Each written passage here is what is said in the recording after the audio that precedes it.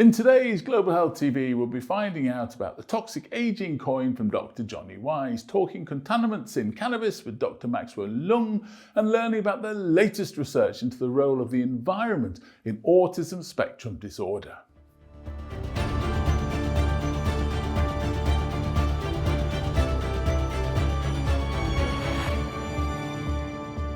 The world is facing a paradigm shift in its population structure. By 2030, more than 20% of the population in developed nations will be geriatric. While this places strain on economies and health systems, we also have a detrimental lack of knowledge about toxicology and aging. Next up, Max Winnitz talks to Dr. Jonny Wise of the University of Louisville at the Society of Toxicology annual meeting, Nashville, Tennessee, about his concept of a toxic aging coin, which he uses to describe his approach to investigating the intersection of toxicology and aging. We are being joined right now by Dr. Jonny Wise, an assistant professor of pediatrics at the University of Louisville. Thanks for taking the time, Doc. Really appreciate it. My pleasure. Why is it so important that we learn more about the impact of toxins on aging populations? So we largely don't understand how environmental toxins are going to affect aging populations. The last 50, 60 years of toxicology research has been focused mostly on kind of our working class age, middle-aged people. The last 20 years especially, we've seen a lot more focus on children and looking at how children are vulnerable. But because geriatrics are considered close to death and not much life left in them, they've been left out of consideration. But we're facing this aging crisis where come 2030, 20% of our population will be geriatric, and they're going to remain geriatrics for 30, 40 years, maybe longer. Average lifespan has increased 70 years in the last century. So someone who's 65 and being exposed to environmental pollution might live to be 110. And that's more than enough time to be exposed to something and develop some kind of disease, whether it's cancer, cardiovascular disease, or neurodegenerative disease. Let's talk about the differences between pediatrics and geriatrics. Why can toxins affect older people differently than younger people? Broadly speaking, pediatrics, children, have a developing biology, adults have a mature biology, and geriatrics have a degenerating biology. So that's three different biological contexts for a chemical to interact. One of the big features with geriatrics is systemic inflammation. So your immune system is already primed, and you're going to see a more robust response to toxins. You mentioned something called toxic aging coin in your session. Explain that to our audience. Yeah, so the toxic aging coin is an analogy I came up with to tackle the kind of two-sided challenge that we're facing. The head side, we talk about the age differences and how different ages are distinctly vulnerable. On the tail side, we talk about how chemicals accelerate aging. This is a really new concept. It was only 1987 that the term gerontogen was coined. And gerontogen is a chemical that accelerates aging, kind of like carcinogen causes cancer. And since then, there hasn't been a whole lot of research about it. There's bits and pieces to suggest, some chemicals are gerontogens. I'm proposing heavy metals as a class of gerontogen, and I'm starting with hexavalent chromium in drinking water. So coming up with this coin concept kind of helped to separate the two different things going on. And finally, in a nutshell, tell me a little bit about the future of your own research and the NeuroWise initiative going on right now up at U of L. I started my lab after I got an R21, and with that, we started looking at a rat model, so using the three different ages, exposing them to hexavalent chromium in the drinking water, and then looking at the age differences and also how chromium accelerates aging in the animals. Going forward, we're going to start looking at other metals. We're going to start looking at other models. We've got the African turquoise killifish that we're starting to work with. That's an exciting model for aging because they have such a short lifespan. Of all the vertebrates, they have probably the shortest on the planet. It's only 4 to 6 months because they come from ephemeral pools in sub-Saharan Africa. I'm also moving into looking at humpback whales as a model. The humpback whales in the Gulf of Maine have been monitored since the 70s, so we know the chronological age of a lot of those. I want to look at heavy metals in their tissues, which I've been studying for 13 years now, and see if any of those are going up along with aging biomarkers in their tissues. And one of the interesting things with them that we know about is they have better DNA damage repair than we do. And DNA damage repair is a critical step in aging. So if we can understand how they can repair their DNA better, we might be able to come up with better drugs to treat or prevent diseases. It's just fascinating that you're looking at animals like the humpback whale, one of the largest animals on the planet, to identify similarities in humans. Do you enjoy that aspect of the profession, looking at animals? Absolutely. Yeah, this fits into what we call a one environmental health perspective, where we look at how the health of humans and wildlife and ecosystems are interlinked, because we all share the same environment. Environment's health is affected, then all of our healths are going to be affected. And if we can look at each one individually, we can feed it back into the others and improve our understanding and our protection of each one. Fascinating. Well, we really appreciate your time, and best of luck on everything moving forward at the University of Louisville. Thank you. Now, in recent years, there's been a growing interest in cannabis due to the therapeutic potential of phytocannabinoids, but concerns have also arisen about the possible contaminations of hemp with pesticides, heavy metals, microbial pathogens, and carcinogenic compounds during the cultivation, manufacturing, and packaging processes. This is a particular concern for those turning to cannabis for medicinal purposes, especially those with compromised immune systems. Max Winnett speaks to Dr. Maxwell Leung from Arizona State University at the Society of Toxicology meeting in Nashville, Tennessee, about this growing global issue. We are being joined right now by Dr. Maxwell Leung of Arizona State University, an assistant professor. Professor, thanks so much for joining us. This is a fascinating topic, contaminants found in cannabis. What are some of the contaminants that you have uncovered? First of all, thank you for having me.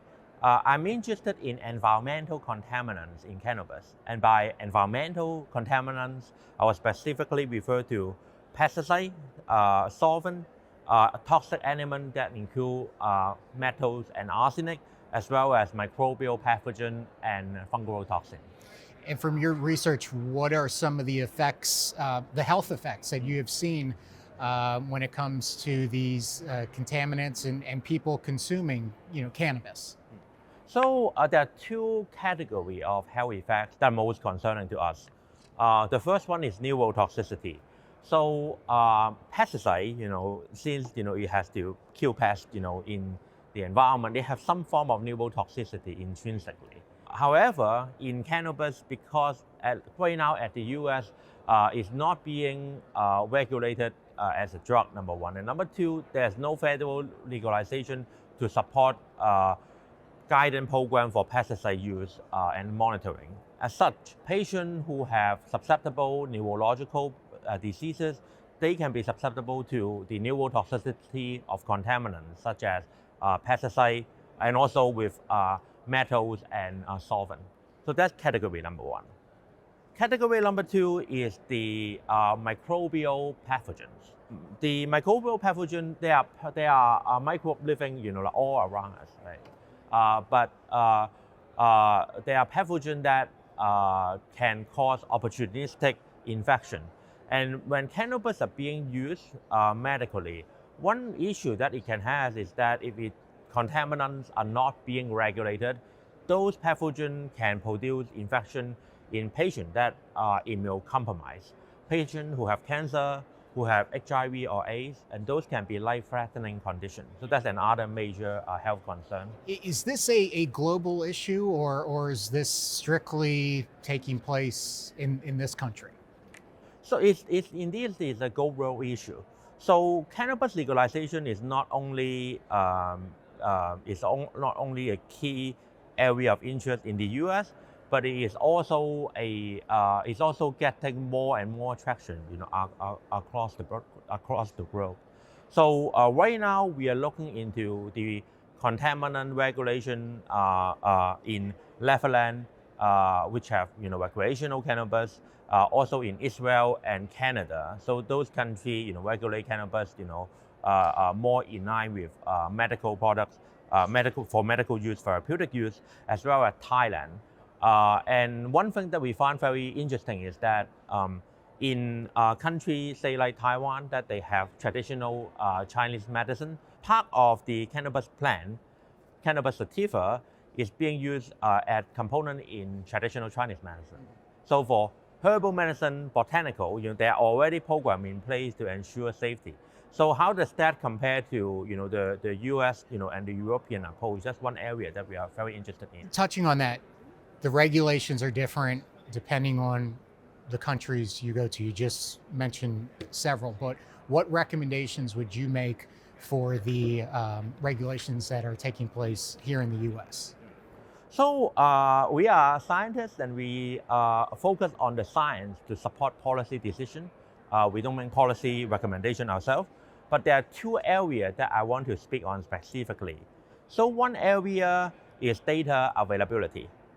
For instance, in the US, right now, if you want to know the prevalence of pesticide residue contaminant in all agricultural commodity, there's a USDA pesticide data program.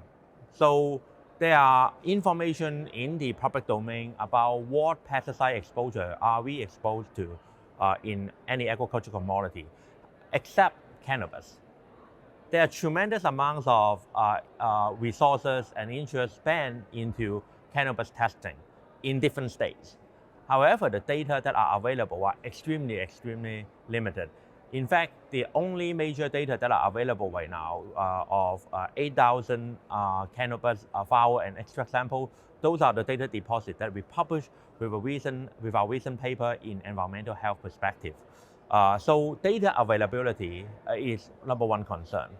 The number two concern is mixture effect. There are different categories of cannabis contaminants. For example, pesticide, you have organophosphate, pyrethroid, and those classes of contaminant, it is possible to do cumulative risk assessment to look at the entire group of pesticide based on their commonality in mechanism of toxicity. So we are interested to look at how the contaminant would act together, in mixture, and that's one area that we are actively pursuing, and it definitely requires more research moving forward. Let me ask you a hypothetical. You are diagnosed, you personally, you're diagnosed with a debilitating illness. Your doctor tells you, some medical marijuana may help your symptoms. Based on what you know, based on your research about the cannabis industry in this country, do you feel safe taking medical marijuana? So one area regarding safe cannabis use and also product safety is the differences between legal and illegal cannabis.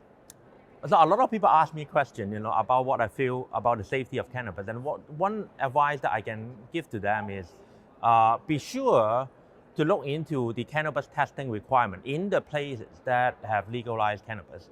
Because a lot of people don't know that if it's a legalized cannabis program, usually there are some form of testing requirement, and usually those data, there's some form of communication depending on what stage we are talking at that the patient can look into. And I think the awareness of patient to cannabis contaminant and cannabis testing and the source of cannabis to rely on legal source, I think that's key. So that's what I would recommend to patients who are using cannabis for medical purposes. Okay. Well, Doc, thank you so very much. Congratulations on all the research, and moving forward, best of luck. We really appreciate your time. Thank you for having me. A growing number of studies suggest that children exposed to pesticides, either in the womb or the first year of life, may be more likely to develop autism spectrum disorder. Max Winitz speaks to Dr. Lena Smirnova from Johns Hopkins University about her research into the causes of autism using human-derived brain organoids, miniature brain models grown using stem cells. All right, we are being joined right now by Dr. Lena Smirnova, an assistant professor at Johns Hopkins University in Baltimore. Dr. Smirnova, thank you so much for joining us here on day one at the SOT conference. Great to have you with us. Thank you. How do you define autism? You study this, but how do you define it, and what is the prevalence? So autism it's not a disease, it's a spectrum. So autism spectrum disorders, and then usually it's associated with many different neurological symptoms from intellectual disability up to the high performance, for example. So it's a really spectrum. Some individuals might have seizures, some individuals might have other physiological conditions. So it's very hard to define in that sense as a disease.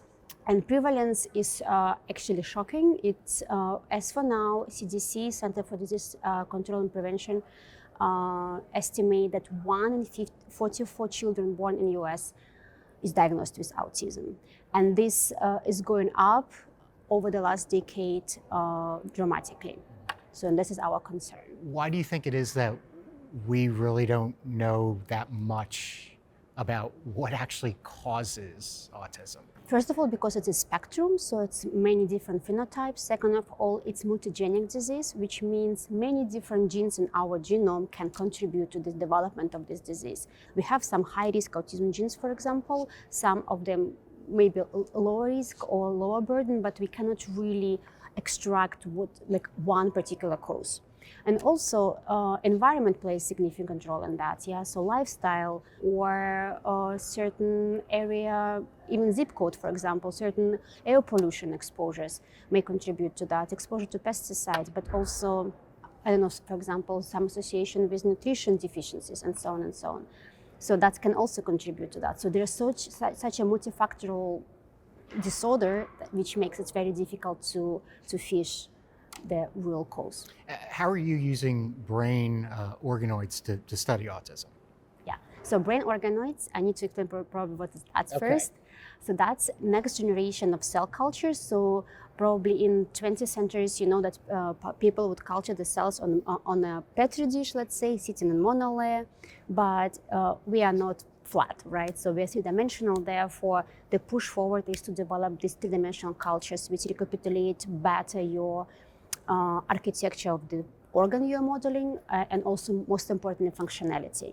And this is, for example, I'm interested obviously in brain, so we are trying to model brain functionality with our cell cultures.